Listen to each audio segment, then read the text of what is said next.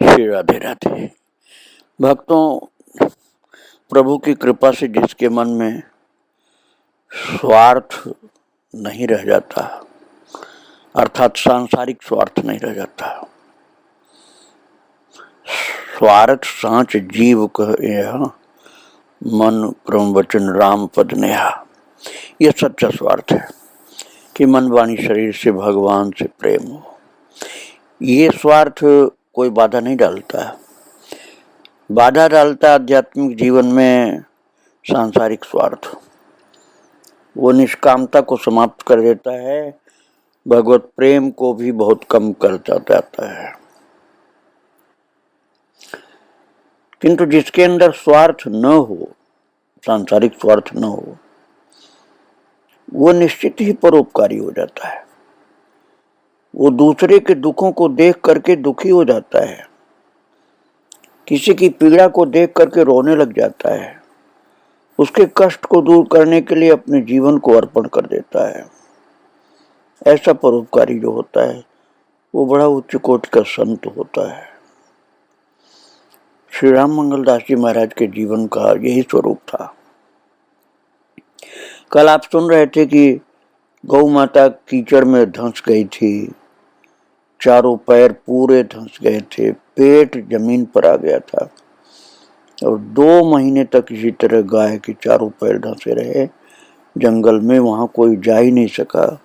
जिसकी गाय थी उसने समझा कि मेरी गाय कहीं भाग गई या कोई उसको ले गया। इसी बात को समझकर वो घर में बैठ गया। महाराज 2 महीने बाद महाराज जी और उनका एक सेवक साथ में जाकर अचानक गाय दिखलाई पड़ गई। पेट जमीन पर था और चारों पैर जमीन के अंदर थे। कैसे कैसे उसको डंडा से, तो कीचड़ भी सूख गया था, अब वो मिट्टी भी कड़ी हो गई थी, लेकिन महाराज जी तो बहुत साहसी थे। वो अपने सेवक को भी लगाया कि चारों पैरों के नीचे की मिट्टी खोदो। खोद खोद करके गाय को कैसे निकाला, उसके पेट के नीचे सिर डालकर किस प्रकार से वो सब कलाप श्रवण किए थे। इतना परोपकारी थे। गौ माता के भी कितने भक्त थे। इसी प्रकार एक गाय की रक्षा कैसे की थी कसाई के हाथ से, वो घटना मैं आपको सुना रहा हूं। बाबा उस समय राममंगल दास जी टीकादास जी की कुटी पर से आ रहे थे। घर से 30 कोस दूर थे। जब सीतापुर 10 कोस रह गया तो देखा कि एक व्यक्ति गाय लिए जा रहा है और उस गाय के आंसू भरे थे। तो महाराज जी ने पूछा कि गाय रो क्यों रही है? तो कहा कि इसका बच्चा घर में है, हम बच्चा नहीं ले आए इसलिए रो रही। तो महाराज जी ने पूछा कि इसको ले कहां जा रहे हो? तो उसने कहा कसाई के यहां बेचने, हम कई गाय बेच चुके हैं।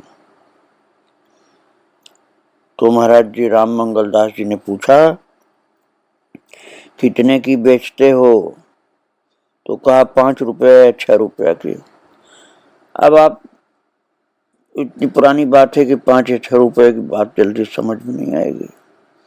अब गाय जो 30-40 हजार की मिलती है या 25-20 हजार, 20 हजार से कम की तो मिलेगी ही नहीं कोई गाय।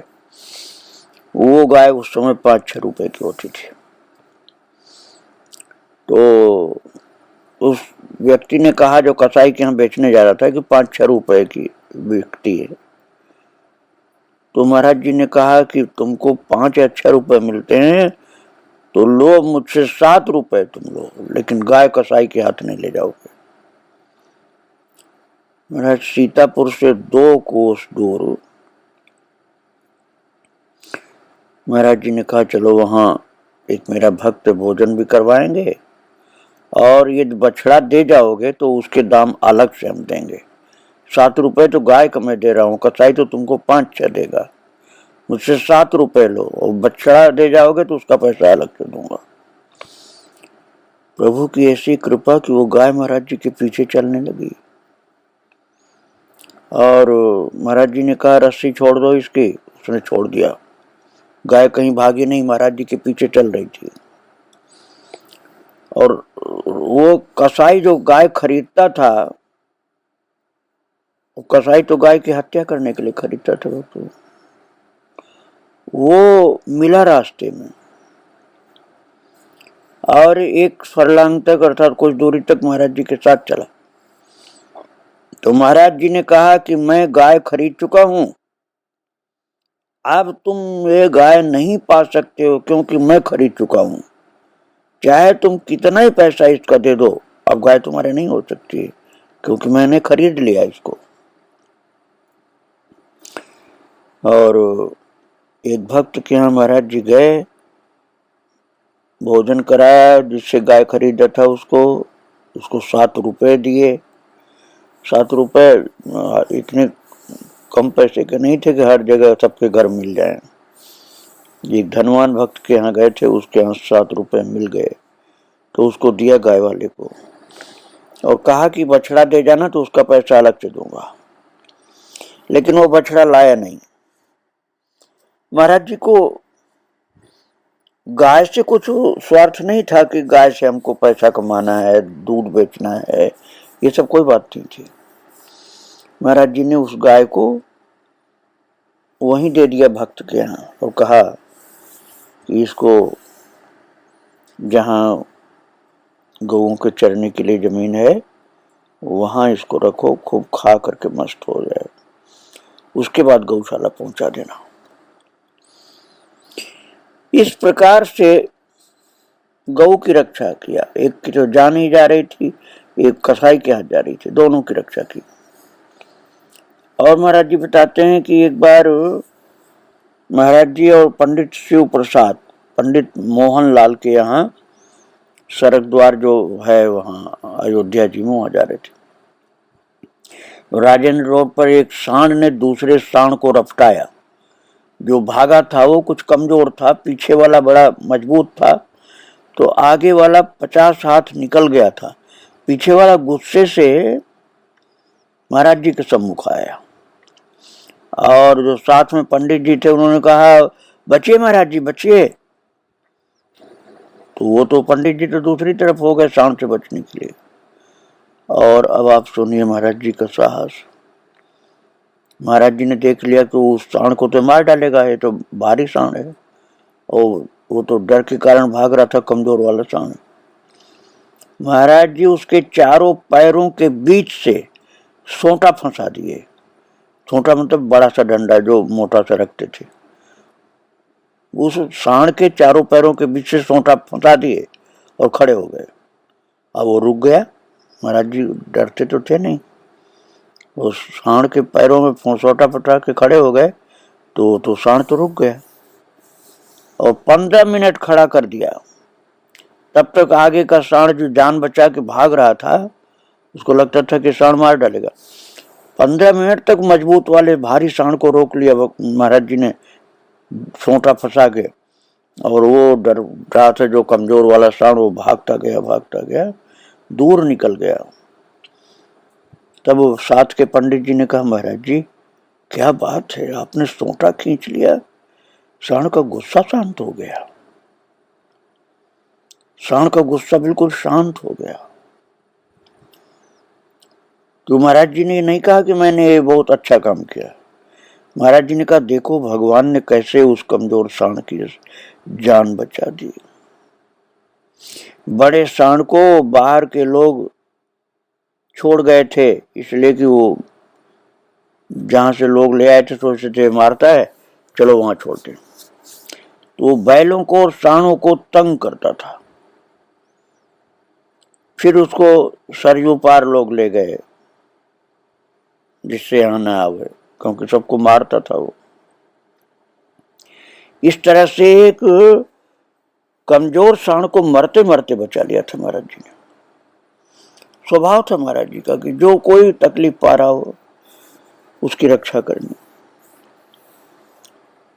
महाराज जी जब 12 वर्ष के थे तो दिवाली के दिन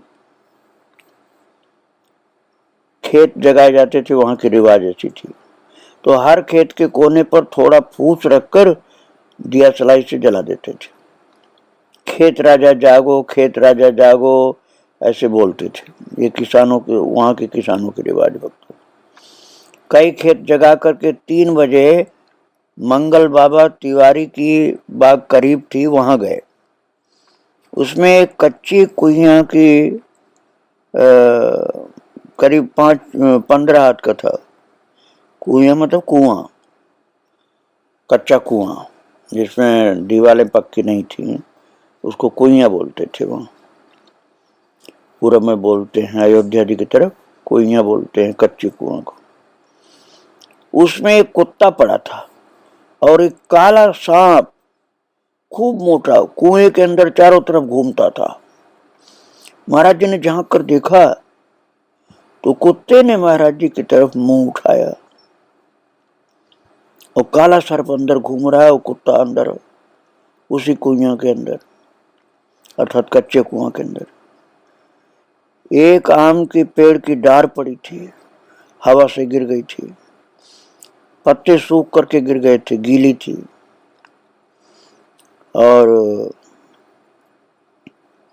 लंबी डाल थी, 20 हाथ की थी। उसे उठा लाए और उस कुएं में धीरे धीरे धीरे किनारे से सरकाए। वो जाकर नीचे बैठी। ऊपर 5 हाथ निकली थी डाल, इतनी लंबी थी। सर्प उस पर चढ़ करके निकल गया। महाराज जी ने सर्प को पहले निकाला क्योंकि उससे खतरा बहुत था। वो उसी डाल पर चढ़ता चढ़ता निकल गया। फिर उस डाल को निकाल करके बाहर फेंक दिया। कई बकरी आ गई, एक ने उसी जगह मरा बच्चा पैदा किया, उसे सूंघ करके जान गई कि मर गया है, तब सब बकरी के साथ वो चली गई। तो मरा बच्चा उठा करके कुआं में डाल दिया क्योंकि वो मर चुका था, वो जिंदा नहीं था, वो पैदा हुआ था और मरा हुआ था। तो कुत्ते ने उसे खा लिया। गांव गए और रस्सी लाए, रस्सी का फंदा चौड़ा किया और कुएं में छोड़ा।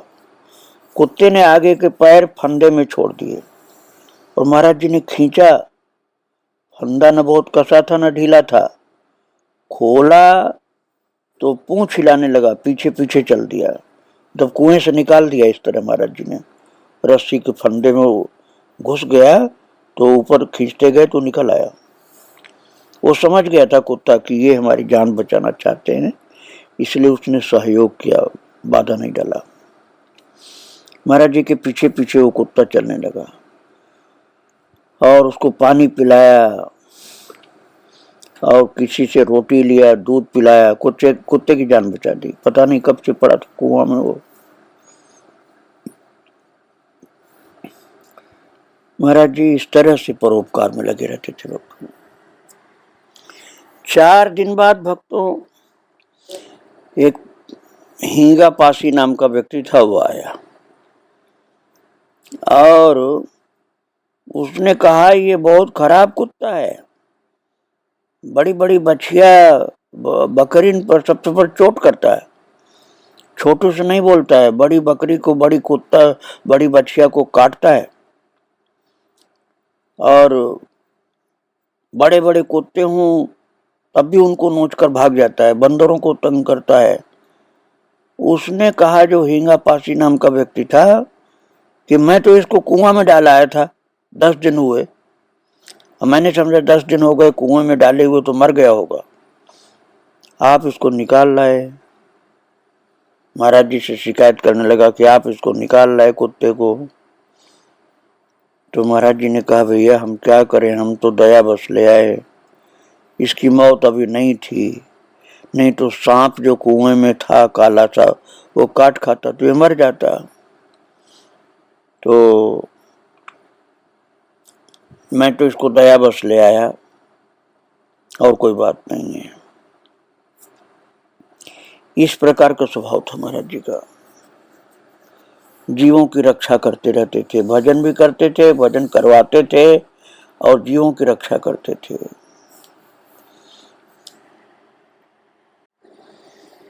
महाराज जी जिस प्रकार से जीव की मनुष्य की, भेड़ बकरी की, कुत्ता बंदर की, सबकी रक्षा करते थे, वो हर किसी के बस का नहीं है। जब महाराज जी 16 की उम्र में थे तब की बात एक है। उन्होंने बताया कि स्वामी दयाल चाचा नीमसार जा रहे थे। 20 कोस महाराज जी के यहाँ से है नैमिषारण्य, वहाँ के लोग नीमसार बोलते हैं नैमिषारण्य को। जब 2 कोस रह गया तो सड़क से 2 फरलांग जंगल था। तो महाराज जी ने कहा कि जंगल होकर चला जाए। देखो भगवान कैसे व्यवस्था करते हैं, आप समझिए।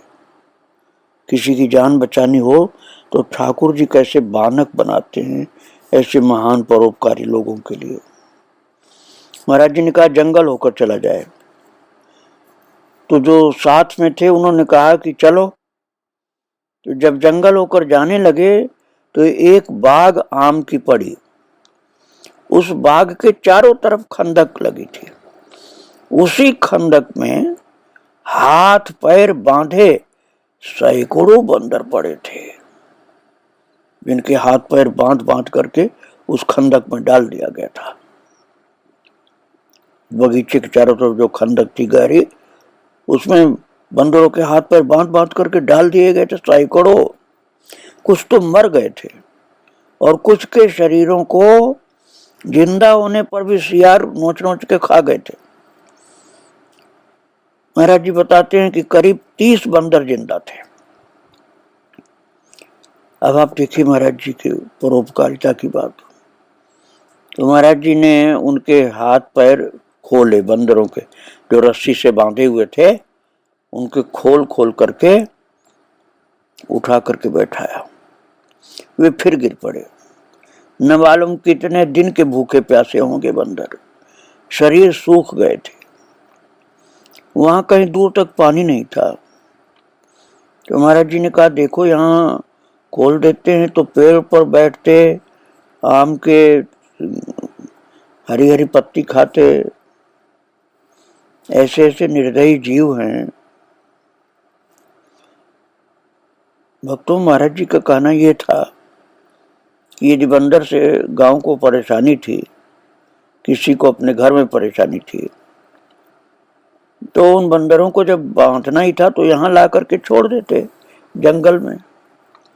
तो उनके घर तो नहीं जाते बंदर।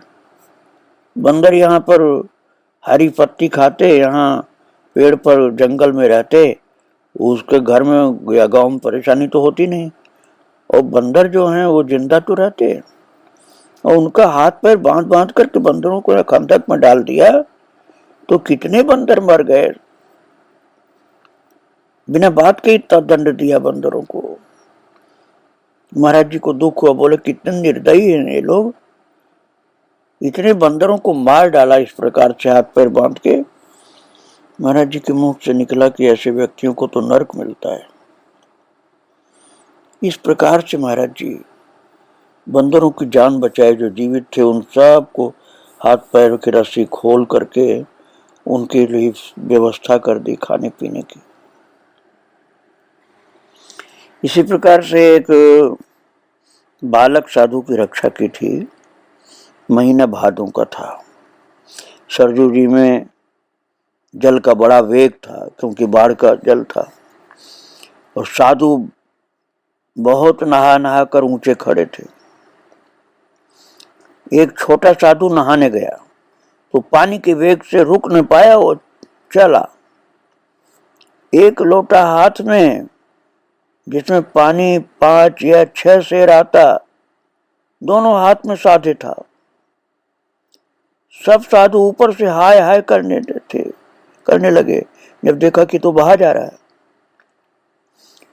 महाराज जी राम मंगलदास जी कूद पड़े जल में। करीब 60 हाथ निकल गया था और तेजी से महाराज जी तैरे और उसके पास पहुंच गए। एक धक्का मारा, फिर पानी के वेग से बह चले। सरजू जी ने उसे किनारे कर दिया और उसके बाद महाराज जी वहां गए उसके किनारे पर सरजू मैया के, और उसके काफी पानी पी गया था वो लोटा तब भी नहीं छोड़ा था। उससे लोटा लेकर के फेंका और बाहर की तरफ, और उसे उठाया। एक साधु ने कहा, इसकी बांह पकड़कर ऊपर खींचो। करार थी, उसने खींचा और लोटा लेकर के ऊपर गए। उसकी टांगे पकड़कर उल्टा कर दिया, सब पानी जो पेट में चला गया था वो मुंह से निकल गया। देर तक पड़ा रहा, फिर धीरे धीरे बोलने लगा वो। तो महाराज जी ने कहा कि लोटा काहे नहीं छोड़ा? लोटा छोड़ देता तो हाथ पैर से तैरने तो लग जाता, तू तैरने लग जाता तो बच भी जाता, और लोटा पकड़ा रखा था तू तो कैसे तैरता? इसलिए डूब रहा था। महाराज अब आप सोचिए क्या हालत थी उस बच्चे की। बालक साधु था, बिल्कुल छोटा सा बालक। तो वो बोला कि हम लोटा छोड़ देते तो आश्रम में मारे जाते।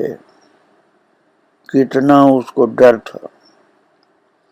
महाराज जी ने कहा, देखो इसकी सूरत लोटे में लगी रही। फिर धीरे धीरे खाली लोटा लेकर के आश्रम को गया। तुलसीबाड़ी आश्रम में था वो, करीब 4 फरलांग पर। लोटा दोनों हाथ में थामे था, इसी से पानी पी गया और डूबने लगा था। इस प्रकार से महाराज जी दुखियों का दुख दूर करते थे, संकट से मुक्ति देते थे। दया के स्वरूप थे महाराज जी। कितना दया भाव था, बहुत ज्यादा विशाल दया का भाव हृदय में भरा हुआ था। और ऐसे दयावान के ऊपर भगवान की कृपा होती है, एक से एक अनुभव होते हैं, भक्ति का लाभ मिलता है। इतने बड़े महान गुरु प्राप्त थे परमहंस बेनी माधवदास जी महाराज। 28 की उम्र में आकर के उनके पास रहने लगे थे। 2 माह बाद सबसे पहले शुरू में ध्यान ऐसा लगा था उनका कि राम जी का विवाह दिखलाई पड़ा ध्यान में। महारानी जी अर्थात जानकी मैया 10,000 सखियों के बीच में जयमाला लेकर के धीरे धीरे चलती थी। सब सखी मंगल गाती थी और ऐसे मिला हुआ स्वर था सबका, सब सखियों का ऐसा स्वर मिला हुआ था कि लगता था एक गा रही है और सब एक साथ गाती थी। सब महाराज जी ने ध्यान में देखा था, सब सुनाई पड़ा था उनको। और कितने प्रकार के दर्शन गुरु कृपा से इनको मिले। एक दिन नित्य दरबार गए, और उस अवस्था में भक्तों प्रत्यक्ष का सा अनुभव होता था उनको। वहां देखा कि राजा जनक जी बैठे हैं, गोरे गोरे पतले पतले, बंददार लंबा अंगरखा पहने, सफेद धोती, चौकसिया टोपी सिर पर। महाराज जी ने धीरे से पूछा, आप कौन हैं? तो कहा, हम राजा जनक हैं। तो महाराज जी ने कहा, आप राजा जनक हैं तो हमको राम जी का कोई पद सुना दीजिए। तो खड़े होकर के झुक करके दाहिना हाथ सामने करके राम मंगल दास जी को राजा जनक ने राम जी की भक्ति का एक पद सुनाया। चारों तरफ ठौर पर घूमकर मस्त हो गए जनक जी वो पद सुनाने में। और ऐसी कृपा हुई राम मंगल दास जी महाराज के ऊपर कि पूरा का पूरा पद उनको याद हो गया और बाद में खुद गाते थे, क्योंकि राजा जनक ने उनको सुनाया था। जनक जी तो महान ज्ञानी, महान भक्त, उनका दिया हुआ पद था और प्रभु की कृपा से वो कंठस्थ हो गया था। और राम मंगल दास जी महाराज जनक जी का दिया हुआ पद बहुत भाव से गाते थे। कितनी कृपाएं उनके ऊपर हुई, संतों की, भगवान की, भगवत पार्षदों की, वो अनंत है दोस्तों। कुछ और मैं सुनाऊंगा आपको आगे, लेकिन तो आज उनके चरणों में, महाराज जी के श्री चरणों में प्रणाम करके विराम दे रहा हूँ। श्री राधे राधे, जय श्री राधे।